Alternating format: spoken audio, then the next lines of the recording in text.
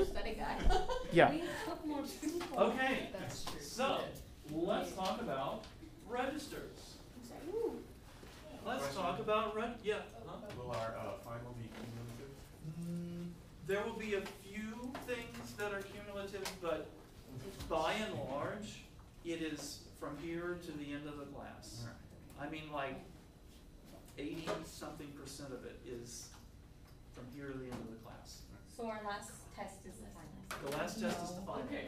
I wasn't sure which one. Okay. It's really, really But there was personal information at the end.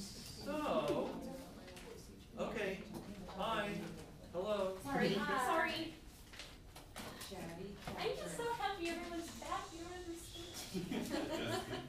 Chatty cat. We're talking. Okay. All right. So,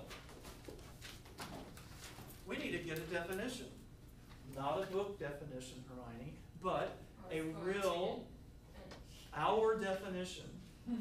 What in the heck is a register? Yes. A register? What's a register? It's a range of pitches. Okay, she's saying a range of pitches.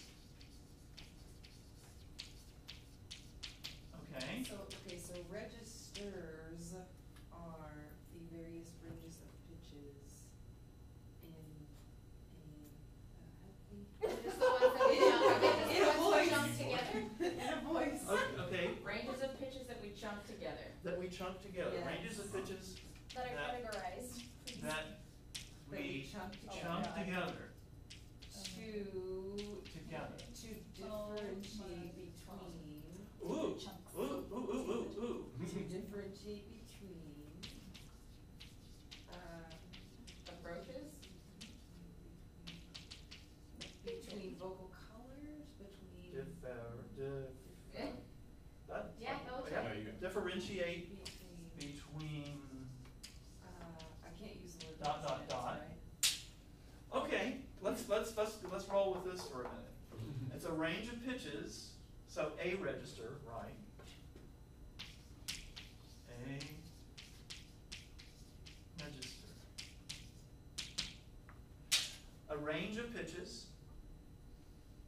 So are we implying that they're all like like next to each other, a range of pitches? Overlap. I mean, yes, but they kind of like, But, okay, they can kind of, like some of them, sometimes they're like in a gradient into each other, I guess, because you can kind okay, of, The lines. okay, yeah. can overlap. I like that. Well, right, because I can go,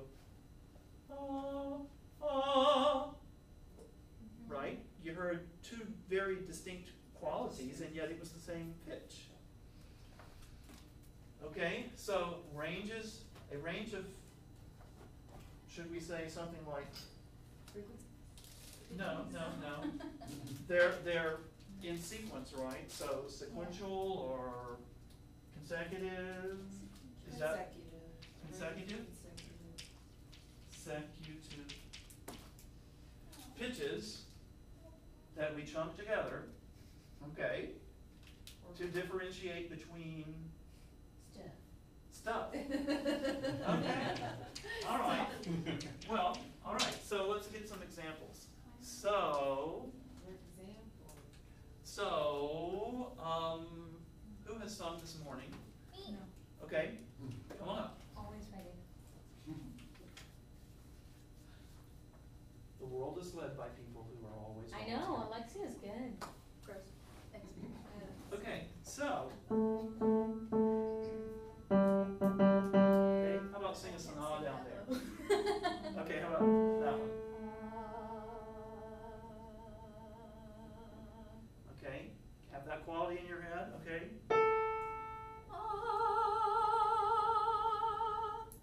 Do those sound like the same register or different registers? Okay, let's hear them again. So here's the low one. And then. So we're hearing different qualities. So maybe we can add that into our definition.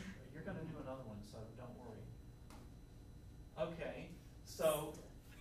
It goes That we in chunk stuff. together based on their quality? Oh, okay. To differentiate between, yeah, words. On. Thanks, Hermione.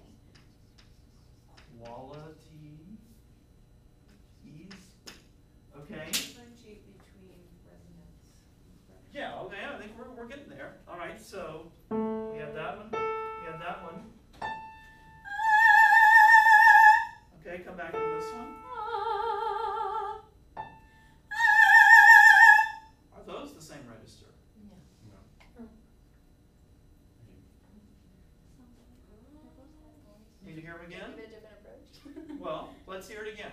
One more time. No, They're not the same. Okay, I would agree. Thank you. Golf ball. Okay, so there's certainly a qualitative element here, right?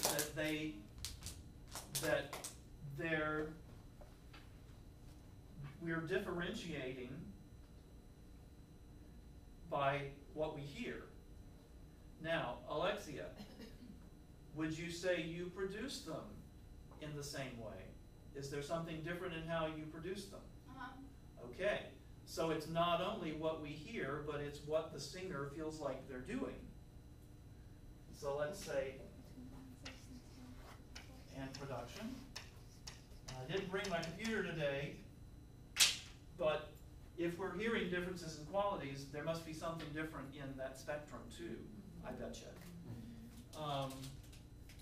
So, let's see, a range of consecutive pitches and that we chunk together based on qualities and production to differentiate between them, something like that, right?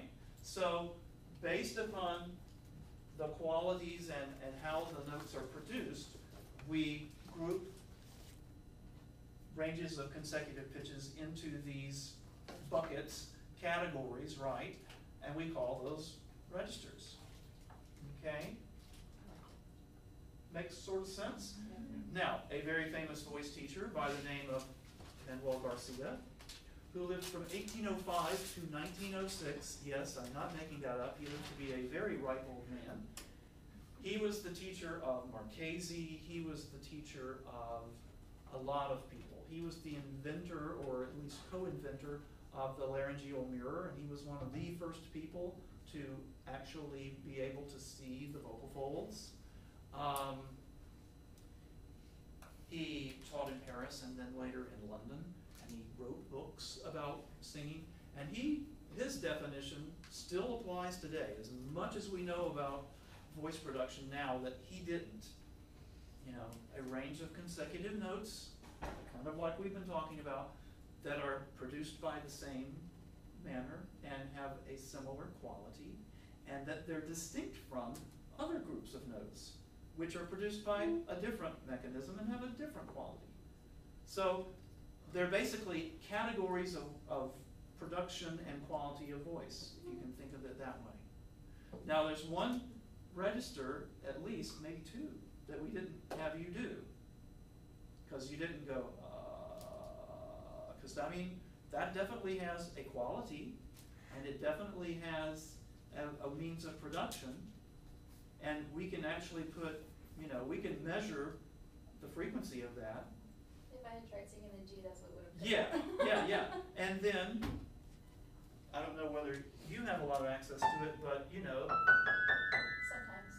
the whistle stuff, up way, way, way high. So, the big question in the voice research world is that mid-range that's definitely not chest, and it's definitely not your top head thing, is that its own distinct register or not? They tend to kind of go, eh, but honestly, singing teachers and singers would say that middle stuff is what we spend a lot of time working out. And yes, that is a distinct register. Okay, so, got a few handouts here. Now, we could have had a guy doing stuff. I mean, I can certainly demonstrate, right? And then, and then, falsetto. I haven't sung it all today, so I'm not going to bless you with my macho voice there. But certainly, and there are men who have whistle. I mean, I have a countertenor friend who can very clearly sing whistle, no doubt. Did you hear that senior boy that was singing like floating high C and stuff? Oh my God, it was beautiful. He was like from C to E. Aaliyah knows who he is. I don't know his name, but it was beautiful. Yeah, I did. You know, the other funny thing about going to some of Nats is occasionally you get to hear those really, really, really unique voices, like a really fine countertenor. And one year, I think it it was the second year, I remember, second or third time I went to Texas A&Ms. And it was finals of graduate women. And this woman came out and she was about 6'2", and like big build and stuff. And Dr. Allen had judged her in like the semis or the prelims, and she said, she's the she-man. And she was a true contralto, and I mean, she sounded like a tenor. But then she had an extension that was very definitely this nice, rich woman voice, but she had, you know, she sang, I mean, she could sing Der Toten das Mädchen and have the low D and just be like, oh, you know. Wow. It was exciting, and that's one of the very few times at a big competition that I've heard a contralto. Yeah, I have a female student who is like an R&B singer, and she's very definitely a contralto. She's a big, tall lady, and a beautiful voice, and she's a beautiful lady, and she has this naturally low voice. But I'm getting ahead of myself because now we're talking about voice categories. Okay, so I have a lot of handouts talking about registers. So here's one. For you. Oh, thank you.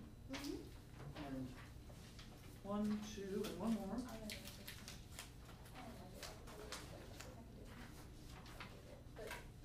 Well, even the receiving it, so it was pretty impressive. You know, I crashed. I didn't stay for You didn't stay there? Saturday night. So Mr. Nix, Uh-huh. is squeaking its own like thing? Like, is it That's like okay. just like Squeaking. versus like singing up there? Well, yeah. Isn't squeaking like you're inhaling kind of? No, I'm not. Well, there is ingressive phonation, like, Yeah. yeah. Like Edward singing. They actually use that in voice therapy sometimes when people have, they have psychological issues where they're not letting themselves phonate normally. And sometimes that's the first way to kind of assure them that yes, they are still capable of making a sound, you know, and then, because their muscles may be so tense for, anyway. Okay, so what is a register? Well, we came up with some kind of a definition, right? Groups of consecutive pitches that have similar quality, similar means of production, and they're distinct from other groups of notes that have a different means of production, have a different quality. And yeah, we do have that overlap kind of thing. So we could do, you know, for women, we could have, I would say, Fry is probably kind of sits by itself. Now with men, I tried to get Alejandro in here, but he's sick because he can go down seamlessly from chest down into really what is by definition Fry pretty seamlessly, because then you can't sing a low C without it actually being kind of a musical Fry. It's actually how you produce a low C down there. But in women, Fry is distinct. So then you have, okay, we'll just put one term here, chest, middle, you know, whistle. Okay, I'm overlapping here. But, you know, and there is some, some overlap, you know. That's perfectly understandable. Especially from your own experience, you know, that there's spots where, okay, I could sing that note this way or that way, and depending on what's going on in your music, do I continue to go up or am I going back down?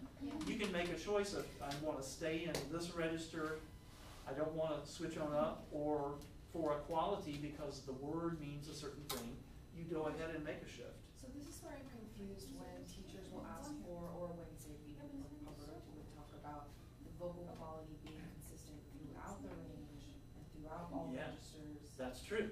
See, this is where our magic comes in, okay? Because we have to acknowledge that registers exist. I mean, we just heard them. We've been talking about them. You guys have experienced them. And yet our job as artistic singers is, unless we're going for a particular effect like a yodel, we disguise those things so that we do sound as even as possible. So you will still have a middle voice ahead. Oh, absolutely. But then what? It's just not getting the transition smooth. That's right. Not to make everything the same, but to make the transitions between Very, them. very gradual. Yeah. Yeah, Okay. yeah. I mean, when you hear someone who sounds seamless, they, number one, have been blessed by God, and number two, Or they have practicing worked the heck out of it. very hard to smooth those things out. And most people have transitions that are not such a big deal for them, and then they have another one that, wow, that's a really big deal, you know? So there are guys who are very light voiced tenors that can very smoothly go from, you know, basically, especially in choir, you know, that they can go very smoothly from singing kind of light to right on into falsetto very smoothly. There are other guys that's not a smooth thing, you know. There are women that the low bridge out, you know, chest into middle is very smooth, but that upper transition around E is really bumpy. Then there are people that the low transition is the big bumpy one and the upper one's not such a big deal. You know, it really varies from person to person. And as a teacher, those are things you kind of notice as you work with people and you start realizing, Anyway, so some factors in registration. Use of air, right? Because when you're right around those transition points, if you don't, you'll tend to stay probably in the lower register, right? But if you kind of add a little surge of air, that helps you kind of lift into the next one.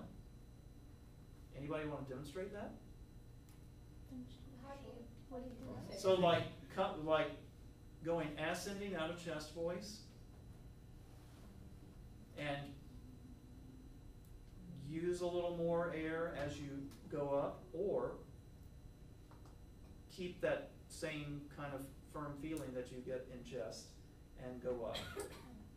See what I'm talking about? So what you're gonna have is a force, not an easy sound if you don't give enough air transition. Yeah, transition-wise, generally as we're going up, especially like chest to middle, or, you know, for women, or like a guy trying to go into falsetto very smoothly, you increase your air release a little bit. Otherwise, you tend to kind of stay in that lower register more likely. So the use of air, varying how much breath pressure and so on, and how much airflow, that balance. Like, crazy thing, they found that in whistle that you actually would use less air than in head. Yeah, I see that. Yeah. A lot of people are saying, yeah, and they feel that. Crazy things like that. Anyway, okay, resonance adjustments. Obviously, you guys feel different stuff when you're moving through your voice. And similarly, you're feeling that because that spectrum is changing. You're changing your shape, right? You might be, ladies, you might be opening as you're ascending, and Austin and I might actually be closing, you know, some as we're going up into our passaggio, okay? So you're changing the shape of things. You might be rounding your lips, or spreading your lips, or lowering your larynx, or raising your larynx, or, you know. So you're making those resonance adjustments as well. That plays into register. What's going on in here, those intrinsic muscles. Okay, Catherine, you're my buddy on this. Come on up. I thought you were gonna make me do the chest thing. No. So you're going to be the cricothyroid. Okay, so I'm the TA, right? You're so strong. Okay, well, yeah, okay. Well, yeah, definitely. Okay, so if I was to yodel, okay, I would go, we're just gonna yank around, okay? Okay. Okay. But if I wanted a very smooth transition, like,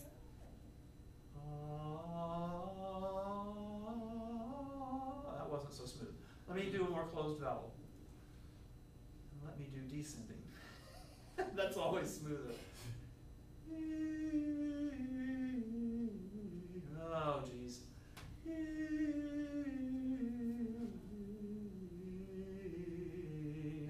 It's not so smooth today. Oh well. Oh, But so that very gradually those muscles are adjusting. Okay? Sorry, thank you. I tried. I have. If I warmed up, I could probably do it. It's okay, you also just tensed up like one side of your body. Oh, here, if I just glide.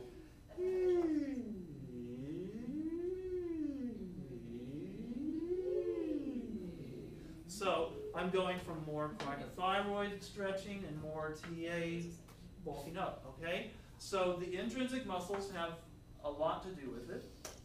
And there's some interaction going on with what we're doing resonance-wise, right? Because you guys have definitely felt that feeling of, well, if I sing this vowel, I tend to flip up. You know, if you sing a more closed vowel, you tend to flip up probably into a lighter register, right? Okay, than a more open one. You can probably sing a little higher in chest on an ah, you know, than you might on an e or an oo. Okay. And then extrinsic stuff, because my laryngeal position is also going to affect things, especially for the men, because we like, as we get into that higher range, we lower slightly to actually lower our first formant, because we kind of stop trying to do stuff with the first formant, and we help ourselves out that way by thinking a little bit stable or lower down larynx-wise. There are lots of terms people use to talk about registers. It's practically idiosyncratic to each studio, it seems like. But a lot of the terms, and I don't mean that here, I mean that around the world. You know, every voice teacher has their particular lingo that they use, you know, in teaching, which may have been the lingo their teacher used, or it may be stuff that they've kind of adapted that seems to communicate what they're interested in transmitting to their students the best, you know. And so We did that this past week. yeah, I mean, there are terms that particular people really like to use. Now there is a move in some circles over in Europe, because of they think that the terms we use are kind of loaded, and in fact McCoy talks about that in his book, you know, about using numbers rather than anything chest, head, middle, or whatever, because is it really produced in your chest? No. Is it really produced in your head? But people feel things, typically. And, you know, those terms have, in the pre-science era, kind of got into use, and they still are in a common use in pedagogy today. Okay, so that really, really low, fry, growl, straw, strobos, pulse register. Some things will be called register 0 or register 1. I mean, I typically use fry as what I call it, and the voice research literature either calls it fry or pulse register. And I'll bring my computer and mic on Wednesday, and we can actually see. It's really cool, some of the distinctions. Next would be modal or heavy mechanism or lower mechanism or chest. Okay, so that's what I'm talking in right now. All right. And then above that, voix mixte or middle or mixed. Something along those lines. And then head or light or upper or top mechanism or high voice or so on. Then voce finta and falsetto, and then finta is the verb fingere in Italian, to pretend. pretend voice. And then up above, you know, bell, flageolet, flute, whistle, okay? We will pick up there. Yes, ma'am? Sorry, mixed is in between 2 and 3, it's in between chest and head. Yeah. Okay. Yeah, and I mean, the numbering thing, again, you'll see some that they call fry 0 and some that they'll call fry 1. Okay, and that's different for everybody, isn't it? Like where those are? Right, those transitions are what we typically use, our most accurate means of determining, for instance, this is a coloratura soprano, this is a soubrette soprano, this is a lyric soprano. Yeah, where those transition points occur. And we'll talk about that very soon. Okay, so Wednesday, let's see, is it homework due Wednesday? Is that why you Yes. can't determine Yep. off until someone is much older because their transitional pieces are Still shifting around. We can determine Bach even then sometimes, because Yep. it will depend on what physically in the world where you That's, are. yeah, that's true. And look goes into it as well, because you'll have somebody that their voice says this, but their look says this, and casting Let's face it, wise, giant voices are in TV. well, you Yeah, know, they I can mean, agree. Joan Sutherland had been trained as a dramatic soprano, and then she and Richard discovered that she had this incredible top, and she became a dramatic coloratura. Right, because she can move. And yeah, and she sang, and she had a big Big voice. voice. I've talked to people who heard her, and they said she was like up there with Nilsson in terms of size of voice when she really let it rip. I mean, Birgit Nilsson had probably the biggest voice of the last 50 years. I've talked to people who are Birgit Nilsson, Can you spell it? and Birgit, yeah, she's, It's like a backward Bridget. yeah, who heard her and Franco Corelli and Turandot together in the 1960s at the Met. Corelli would sing, and you go, my gosh, I've never heard a tenor sing so loud in my life. And then Nilsson would sing, and you couldn't hear the orchestra. Wow. Yeah, no kidding. Yeah, Jesus. yeah. Yeah, if she was letting it rip on the top, it was like, couldn't hear the orchestra. You could see they were down there, but it was like, Your ears start Yeah. bleeding like. wow. Anyway, okay, so Wednesday we will continue, have a homework thing that's due then. Registers is really fascinating because it really, this is where it all starts coming together into, why does it sound like that? You know? So, and then why do we care? Well, anyway, all right, see y'all. Thank you.